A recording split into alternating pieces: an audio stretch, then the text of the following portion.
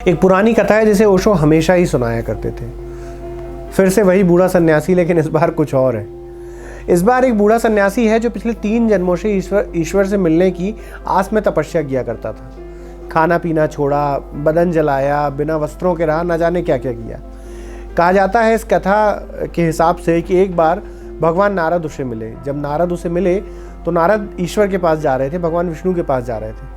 तो उसने कहा कि भाई, अगर तुम भगवान विष्णु के पास जा ही रहे हो तो भगवान के पास जाकर के कहना कि मैं 3 जन्म ले चुका हूँ, उनकी तपस्या के लिए अपने शरीर को तपा चुका हूँ, आखिर मुझे और कितना टाइम लगेगा।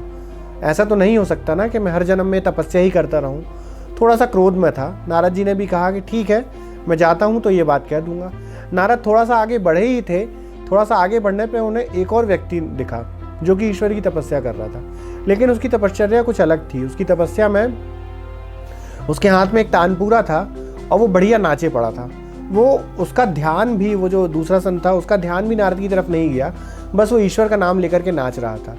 नारद ने सोचा कि इससे भी पूछ लूँ कि भगवान के पास जा ही रहा हूँ, ज़्यादा है तो कुछ तुम्हारी खबर हो तो उन तक पहुँचा दूँ। लेकिन नारद ने उसे जब इतना मग्न देखा ईश्वर की भक्ति में, तो नारद जी ने उससे कुछ भी नहीं पूछा और चुपचाप वहाँ से चले गए। लेकिन नारद जी के मन में तो व्यक्ति आ ही चुका था। नारद जब भगवान के पास पूछे तो उन्होंने भगवान से कहा कि भगवान, जब मैं आपके पास आ रहा था तो मुझे एक संत मिला जो कह रहा था कि वो अपने 3 जन्म आपकी भक्ति में दे चुका है, अपने शरीर को तपाया, बिना वस्त्रों के रहा, 3 बार जन्म लिया और अभी तक बस भक्ति ही कर रहा है, उसे और कितना समय लगेगा।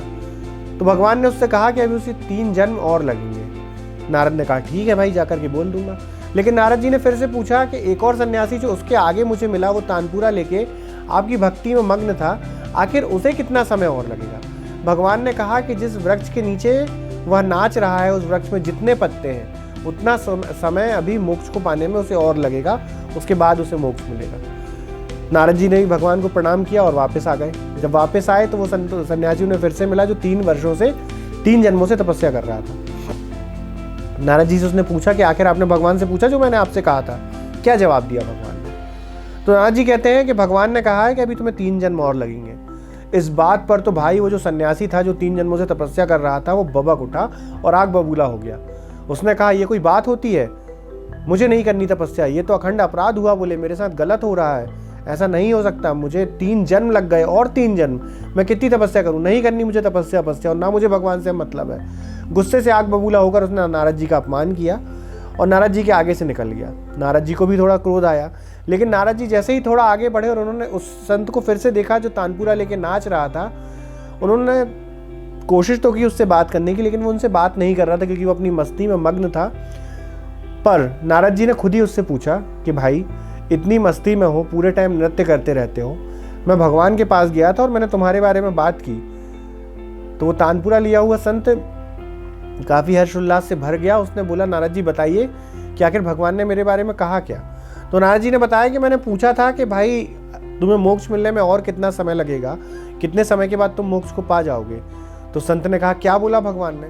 नारद जी कहते हैं भगवान ने कहा जितने इस वृक्ष में पत्ते हैं, उन पत्तों के झड़ने के बाद ही तुम्हें मोक्ष मिलेगा, उतना समय और उतने जन्म तुम्हें लगेंगे। इस बात से वो तानपूरा लिया हुआ संत और प्रसन्नचित हुआ और नृत्य करने लगा। नारद जी ने पूछा तुम ऐसा क्यों कर रहे हो? उसने कहा कितनी अच्छी बात है कि मैं भाई भगवान की भक्ति में और इतना समय लगा पाऊंगा। बोले मैं तो कहता हूँ अगली बार जब आप ईश्वर के पास जाएं तो उनसे कहना कि मुझे मोक्ष देने में आप समय लगाएं जितने इस पूरी दुनिया में वृक्षों में पत्ते हैं उतना।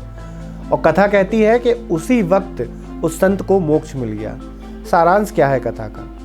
सारांश ये है कि आपको भगवान की भक्ति में खुद को तपाना नहीं है, आपको परेशान नहीं होना है, बस उसे याद करते रहना है, ध्यान में रहना है, इसके अलावा कुछ भी नहीं है। भगवान आपकी मस्ती से मस्त होता है, ना कि आपके अपने आप के शरीर को पीड़ा देने से। नमस्कार। शिव सिद्धार्थ है। शायद अब परिचय की जरूरत नहीं है क्योंकि आप हमारे वीडियोस को काफ़ी पसंद कर रहे हैं, लेकिन आज एक सूचना थी जो आपको देनी थी। सूचना ये थी कि YouTube के और आप सभी के सहयोग से अब हमारे चैनल पर आपको एक बटन और देखने मिलेगा। पहले आपको सब्सक्राइब का बटन देखने मिलता था, अब उसके साथ आपको सब्सक्राइब के बिल्कुल बाजू में ज्वाइन लिखा हुआ मिलेगा। जैसे ही आप ज्वाइन पे क्लिक करेंगे तो आपको मेंबरशिप के ऑप्शन आएंगे। मेंबरशिप है सिल्वर, गोल्ड और प्लैटिनम। आप जो भी मेंबरशिप लेना चाहें आप ले सकते हैं। आपकी मेंबरशिप लेने से हमें प्रोत्साहन मिलेगा, मोटिवेशन मिलेगा और जिसके बाद हम आपको और भी बहुत कुछ दिखाना चाहेंगे जो हम लोग प्लानिंग्स कर रहे हैं। हमारी पूरी टीम प्लानिंग कर रही है। हो सकता है आपको आगे जर्नलिज्म से जुड़े हुए वीडियो, न्यूज़ एंकरिंग और ये काफ़ी कुछ मिलेगा, शॉर्ट फिल्म्स मिलेंगी आपको हमारे चैनल पे। तो अगर आप हमें ज्वाइन करेंगे, अगर आप मेंबरशिप लेंगे तो हमें काफ़ी सहयोग होगा। दोस्तों, अगर हमारे वीडियो आपको पसंद आ रहे हैं तो लाइक, शेयर और सब्सक्राइब ज़रूर करें। अगर आप हमें फेसबुक पे देखते हैं तो फेसबुक पे शेयर ज़रूर करें। नमस्कार।